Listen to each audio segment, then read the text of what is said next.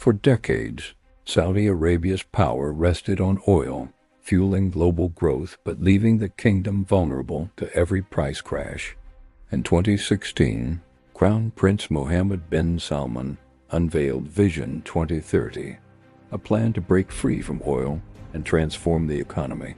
The strategy: diversify into tourism, artificial intelligence, and global sports, turning oil wealth into influence. At the center stands NEOM, a $500 billion megacity rising from the desert, built on clean energy and digital utopia dreams. Beyond infrastructure, reforms are reshaping Saudi society, expanding women's roles and opening once closed cultural spaces. But Vision 2030 comes with high stakes, trillion-dollar costs, foreign dependence, and questions about freedom and reform. As the oil age wanes, Saudi Arabia races against time to build a new future before the old one runs dry.